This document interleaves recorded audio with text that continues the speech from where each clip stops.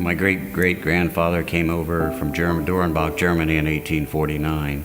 He was a cabinet maker, and the story kind of goes that people, as he made caskets, because he knew how to make cabinets, would he make caskets, and then at 1855 he turned it into strictly a funeral business. They had a funeral home down on South High Street where Lazarus is, and then they moved over to West State Street, and then in 1919 this building here was built, one of the first funeral chapels in the United States. We've been very progressive. We've had the first motorized funeral coach, we had the first funeral home, we had the first air conditioning.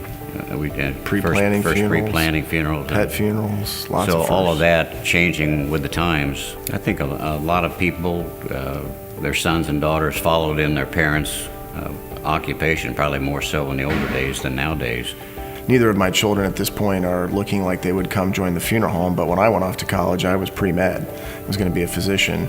I went and asked my dad and said, "Dad, I think I'd like to come in the family business." He didn't know I was coming to talk to him. He said, "That'd be great."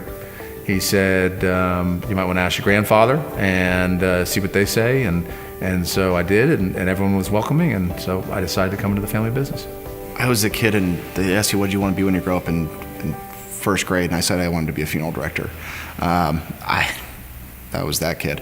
But I definitely... No one else in your class said that, I don't think. I don't know if any kid in any class has ever said that.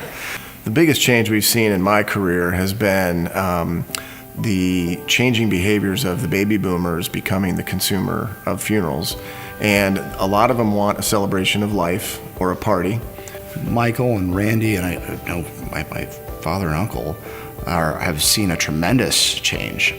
I don't know any different than what the current climate is in funeral service, where people are looking for less traditional things. People always think that our profession is really about the deceased person. Really what we do is about the living. It's about the people that are left on this earth and what they need and what they have to have for their grief journey. We get hugs every day where people are just constantly thanking us for helping them through a really, really tough time. Our team's amazing. They are compassionate human beings. None of them got into funeral service to sell things. They got in there to help families and get a hug at the end of what they do. We have a legacy business, we have a heritage business in this community, and yes, we could cash out and make a lot of money, but what's more important to me than money is delivering quality care to the thousands of people we serve every year. You have a decision to make. Do you want money in the bank, or do you want happiness and feeling good that you're giving great care to people on their worst day of their lives?